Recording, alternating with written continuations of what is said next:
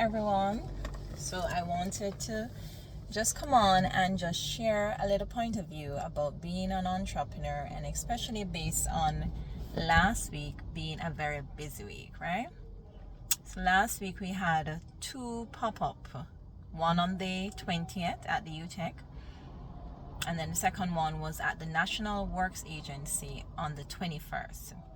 Now, you can imagine back to back, packing up late in the night to go to another to prepare for the next day. Very tiring. Okay, I was on my feet pretty much most of the day. We measured over 60 persons, 60 ladies, and then we had to pack up in the night and then drive from UTech to the National Works Agency of Maxfield. Now I can tell you this, one thing about being an entrepreneur is that you have to get up and work, right? When you're in your 9 to 5, you do have the luxury sometimes of calling in sick. And I mean, I have the viewpoint that your health is the most important. Next to God, next to following that, you have family. Because at the end of the day, you can fall down and something can happen and it didn't make any sense. So if there's a point where I am not feeling well, I will make a note that our store will be closing on the day if I'm the only one in store, right? Now here in this vehicle, I have items that I have to bring back to the store, right? And what I saw happening this week, which I found very, very, I just connected it that it was God working as He sees fit. Because oftentimes you see things happening and you may feel disappointed because you're not seeing sales, for example. So let me give you an example of what happened. On Monday, when I came in, the sales that we made was double what we would normally make when we're not having, it would equivalent to what we would normally sell, like if we're having a sale day, like a Black Friday, right? And it was very busy, so I was on my feet. And then I noticed that on Tuesday we didn't sell anything, but then Tuesday God allowed me the time to prepare for the pop-ups, right? And then Wednesday it was busy again. So okay, of course on Tuesday I would have wanted to sell, but I sold twice the amount on Monday for Tuesday and Monday. And I had to say it had to be God, only God alone, because if I did not get that time to prepare, we would not have been able to prepare fully for the pop-up, right? And I have my store rep who would come in on Sunday and make sure things are in place. So big up Auntie Jennifer who did that and sorted out for the pop-up.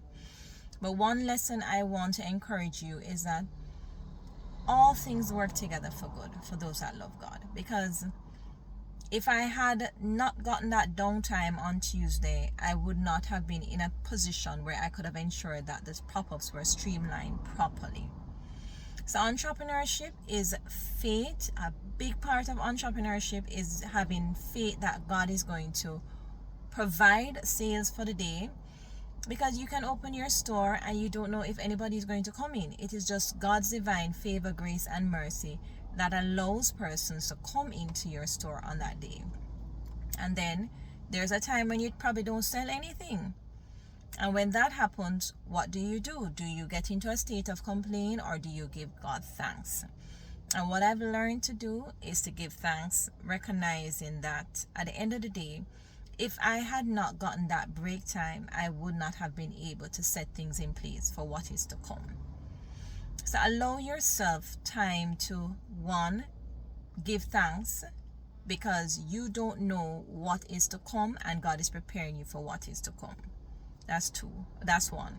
And two, make sure that you operate in a mindset that this is not about only your works. It is not just you getting up to do what you have to do. It is really about faith and asking the Lord to intervene on a daily basis in your business. And then finally, as you know, I would be doing the fundraising for my mother's surgery. And that was also on Friday when we had the NAA pop-up. and we only got 85 sales versus a target of 400. And in that moment, again, it was about giving thanks. So the point of view, if you are in your 9 to 5 and you want to start your business, go ahead and do it.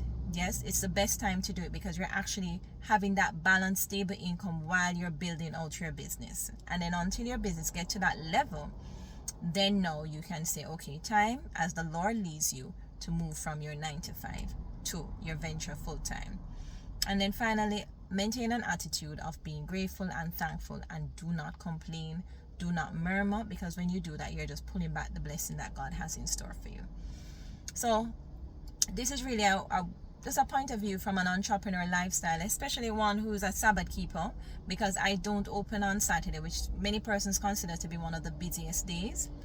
And here we are on Sunday, which is a day that we open, and it offers convenience, and it also offers us a time when we can get things sorted out in a very time period when you don't have a lot of busyness or buzzing on the road.